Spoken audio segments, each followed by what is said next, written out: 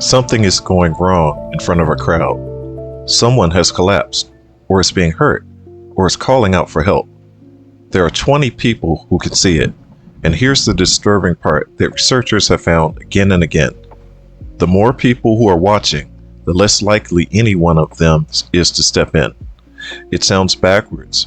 It is one of the most reliable findings in psychology, and understanding it might one day make you the person who moves. It has a name, the bystander effect, and it grew out of a real and terrible event, and then years of careful study.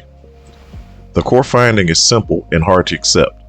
A person in trouble is often better off with one witness than with 30. You are safer with one witness than with a crowd. Why would that be? It is not because people are heartless. The people in these situations are usually decent, and they often walk away shaken. The reason is built into how our minds work in a group, and it comes in a few pieces. The first piece is the spreading of responsibility. When you're the only person who sees someone in trouble, the responsibility to act sits entirely on you. There is no one else. But when you are one of 30, that responsibility gets divided by 30. Each person feels only a small slice of the duty and quietly assumes someone else, someone closer, someone more qualified, will handle it. Everyone thinks that, so no one moves. In a crowd, everyone assumes someone else will act. The second piece is that we read the crowd to decide what is happening. Most emergencies are confusing in the first moments. Is that person really hurt or joking? Is this my business or not?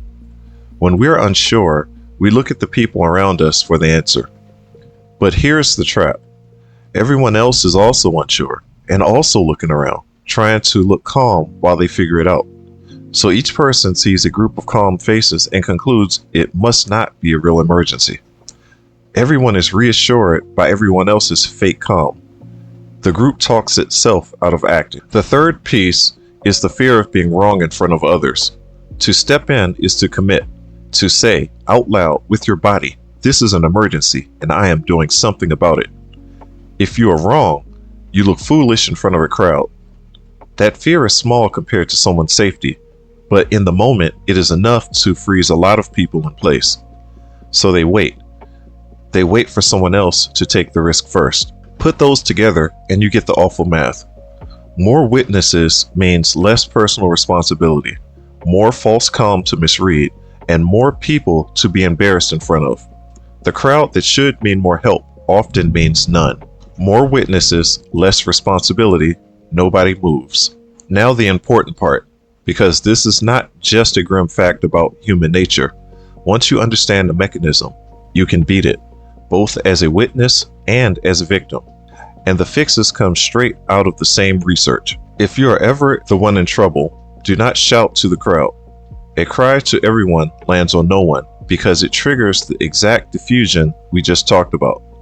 Instead, point at one specific person and give them one specific job. You, in the blue jacket, call for help. The moment you make it one person's clear responsibility, the diffusion breaks. They are no longer one of 30. They are the one. And people, given a clear job, usually do it. Don't ask the crowd. Point at one person. Give one job. And if you're the witness, the one in a crowd, the lesson is just as direct. Know that the calm faces around you are not proof that everything is fine. They are people doing the same thing you are, waiting, unsure, hoping someone else goes first. So be the one who goes first, because the research shows something hopeful on the other side of the effect. The moment one person breaks the freeze and steps in, others follow fast. The first mover gives everyone else permission. Your action does not just help the person in front of you, it unlocks the whole crowd. That is the piece worth carrying. The bystander effect is real. And it is strong, and it has cost people their lives. But it runs entirely on the spell of calm, frozen group. And any single person can break that spell by moving. You do not have to be a hero. You have to be the first one to stop waiting. You were never going to be heartless in that moment. You were going to be human, reading the crowd, feeling the responsibility spread thin, afraid to be wrong. Now you know the trap by name. And knowing it, you can be the one who points, who moves, who goes first. Be the first to move. The rest will follow. Start there. There is a small word that a lot of us physically cannot say, even when we desperately want to. And saying yes when we mean no quietly runs our lives. Next, we'll look at why. I'll see you there. New breakdown every Tuesday and Friday.